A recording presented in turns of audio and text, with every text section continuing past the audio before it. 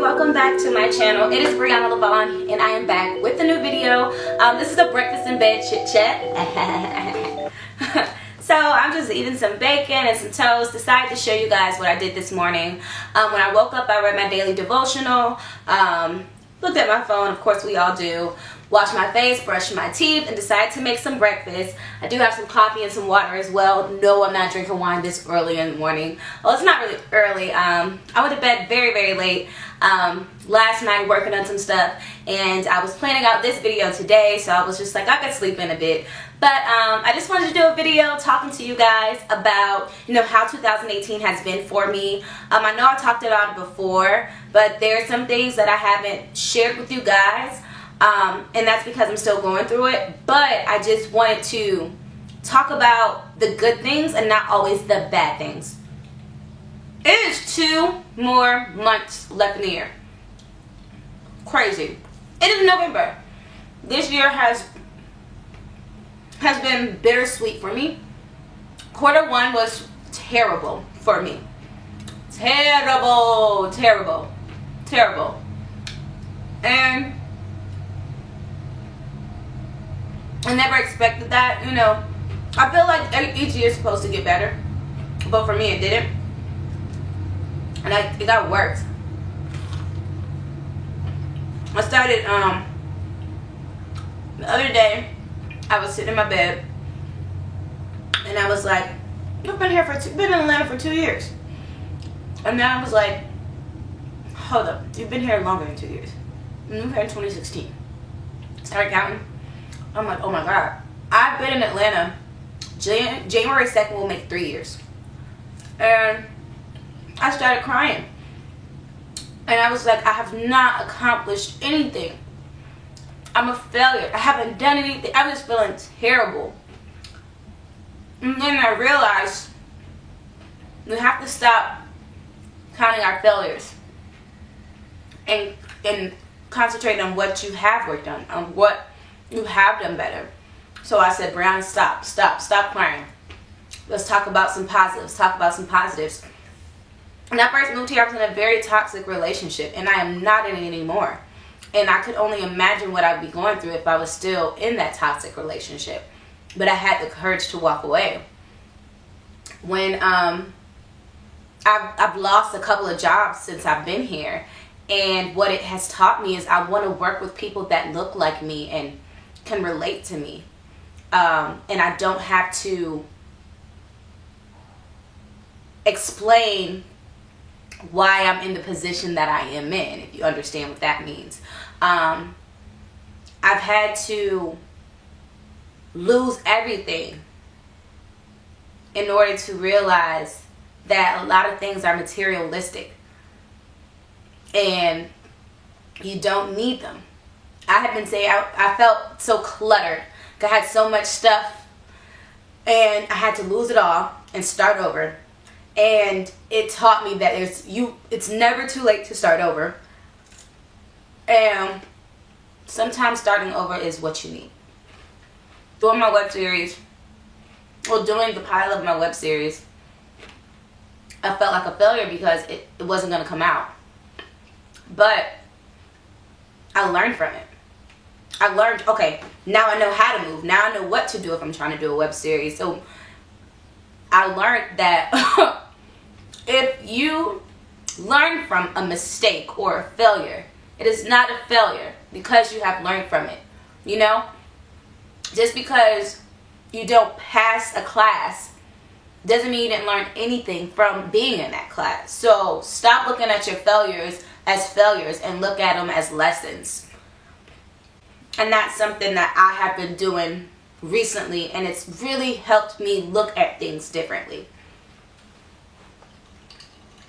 The important thing I learned is I am still growing every day. I am only human. I make my mistakes.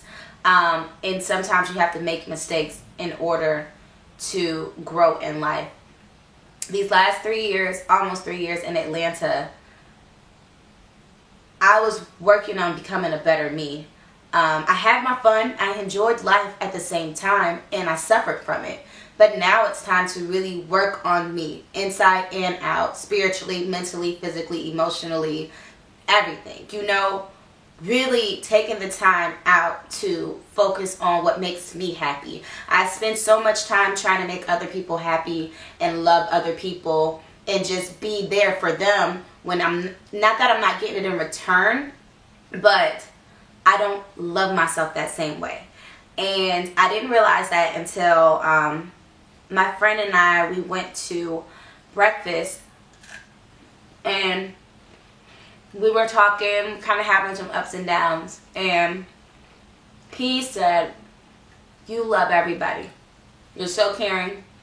And he said, "Sometimes, you know, I wonder, do you love me? Do you do what you do for me, or do you care so much because it's me, or is that just you?" I said, "It's both." I said, "But something that I've noticed is you don't love yourself the same." And I cried because it was the first time I realized I didn't. I put so much love into other people. I don't put that same love into myself. In college, I helped so many people accomplish goals that they had, and I didn't accomplish my goals the way I wanted to. And I always look at stuff, but had I been that selfish and worked them things, maybe I wouldn't be who I am today.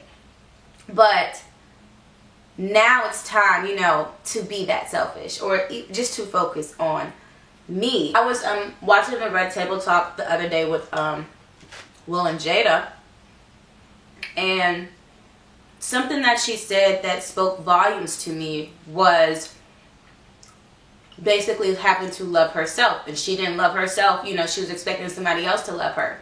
And that was me once upon a time. If you've been following me for a while, or you're subscribed to my channel for a while, I have a video. I'll leave the link. It's called Daddy Issues. And I talked about, you know, women dealing with daddy issues and men dealing with daddy issues, and how it can really affect you as a kid in your adult life. And that affected me when it came to wanting love. I didn't feel like my dad loved me growing up, and I looked for that, and I look for people to love me the way that I love them. I hope that if I'm giving you all this love, then you would love me back the same way. But just like Jada says, like, you gotta love yourself. You have to be who you want in return. I can't say I want this gorgeous, intelligent, financially stable best friend in a like I want all this in a partner, and I'm not that myself. So at this point in my life, I just want to grow, and I want to be the best version of me. I'm not going to wait until the new year to start over or regroup.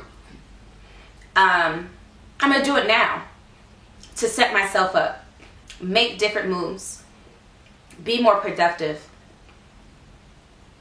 be a better me inside and out. I dealt with depression this year like no other. Before I would be like, oh, I'm depressed, but I was just stressed.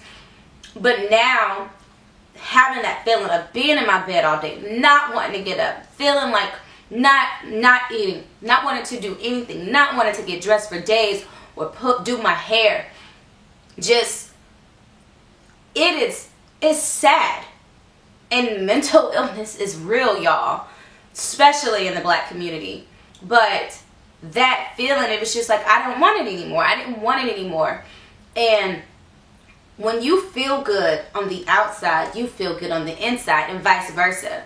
If you feel good on the inside, oh, you go make sure you look good on the outside.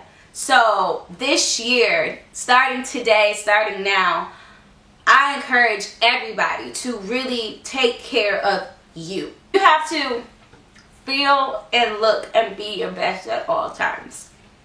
So I have some homework for y'all. I've been thinking about this for myself, and I want you guys to do the same. 3 things I need you to do. And you can comment below, or you can just work on it at home. Think about what you want out of life. Honestly, what do you want? Think about what you have to do to get what you want. That could be letting people go. That could be starting over. That can be investing in yourself, whatever. And then the last thing is, how are you going to do what you have to do to get what you want?